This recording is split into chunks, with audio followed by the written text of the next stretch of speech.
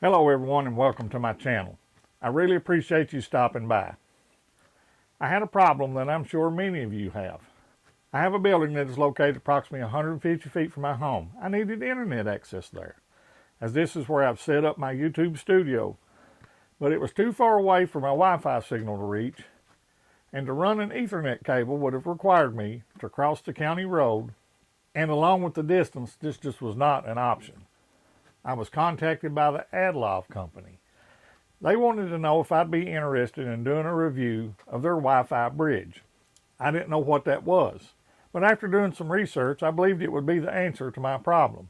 A Wi-Fi bridge is simply two boxes that you connect with Ethernet cables. One is the master controller and the other is the slave controller.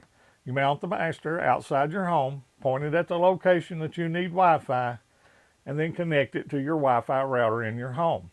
You mount the slave box on the outside of the location that you need Wi-Fi and connect it to another Ethernet cable. After learning what it was used for, I agreed to do the review with the understanding that it would be a fair and honest review. They did not pay me to do this review, but they did provide the product to me at no charge. I will leave a link to this in the description box below. This will be my Amazon affiliate link, and I may earn a small commission if you decide to make a purchase, but it will not affect the price that you pay. I will also include an exclusive discount code for you to use so that you can save some money. Now that I've explained what a Wi-Fi bridge is, let's open up the box, see what comes inside, and do the installation. Okay, it has the instruction manual, and looking through this manual, it explains all the functions and how to connect everything. I will say that this manual talks a lot about networking and going in and changing IP addresses and stuff like that, and that is far beyond my skill level. I'm hoping, and I believe I'm correct, that I can just hook these things up. They're basically going to be plug and play. It has these right here.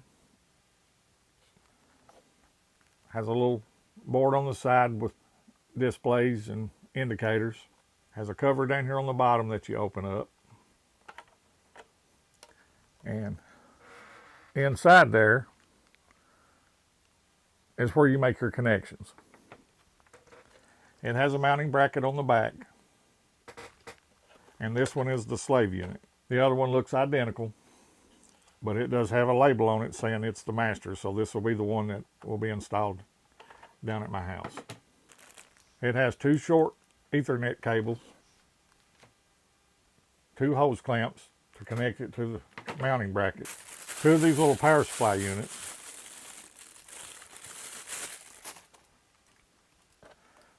that you plug into the wall, and it has two Ethernet connections on the bottom. As I understand this, you'll plug one cable into the PoE jack on this, and it will plug in to this box, and that's how this box gets power. You don't have to run an external power cable or anything like that. And it has, like I said, has two of those, one for each box. I set up a power strip here, and we'll plug these things up and see if they'll connect just sitting here on the table. And if they'll work that way, they should work as plug and play, and then we'll try to make our connections and see if we can get some internet access up here. Now, I did purchase some additional items. I ordered some 10-foot Ethernet cables because those cables they give you won't be long enough to do the installation that I need to do. And I did purchase the mounting brackets to use to where you can adjust the angle and direction that those are pointing in. I just believe it'll make it a whole lot easier and a lot more effective to install them this way. And I think they were like $12 on Amazon. And I did purchase another Wi-Fi router to install up here in this location. So let's open up the Ethernet cables that came with it. And like I said, we'll plug one into that jack that says PoE, which stands for Power over Ethernet. And we'll plug that into our outlet. And we'll do the same thing with the other one. And then this other end of the Ethernet cord will plug into the jack underneath the little LED display. and the lights are coming on. And I've done the same thing with the other one. Then it says to press the function button. I've got those plugged up now, and it says to wait 3 minutes. So we'll give it the 3 minutes that it needs to do everything it needs to do, and then I'll get back with you. Okay, everybody, the 3 minutes is up, and the units are illuminated now. So the first thing we're going to do, we're going to take the master unit, and it says press the F button until the display says H060. Okay, everybody, I've got the master set to H060, and what you have to do is press the F button, and you'll see the H, and then you'll see the numbers. Press the F button again, and the numbers will start flashing, and then you press the S button until the number says H060. Now we're going to do the same thing with the other unit, except it's going to say C. Now it says C6060. And it says after this is done, the IP address is 192.168.188.253. The F button is the selection button. You can switch it and change the channels. I'm going to leave them just like they are for now. So then the next thing that I would do is I would connect another Ethernet cable. This one comes from my Wi-Fi router up here into the LAN connection on the electrical plug for the slave unit. Anyway, let's turn all this stuff off. We'll take one of our mounting brackets and go outside, and I'm going to mount this slave unit to the corner of this building, and I've run an Ethernet cable outside through the window that should reach out to where I want to mount this at. Stay tuned. Okay, everybody. I mounted that bracket on the wall here on the outside, kind of under the eave here, even though these are made for outdoor installation. I wanted to give it some protection.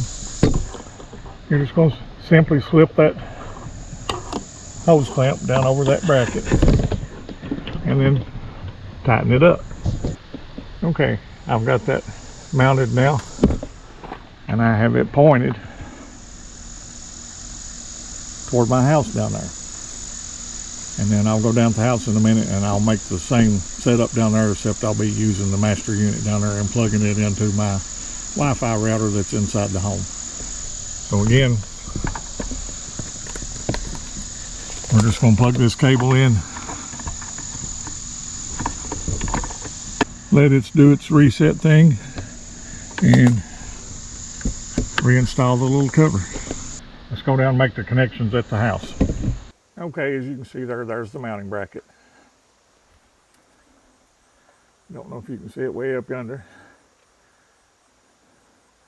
but there's where I'm trying to install it too.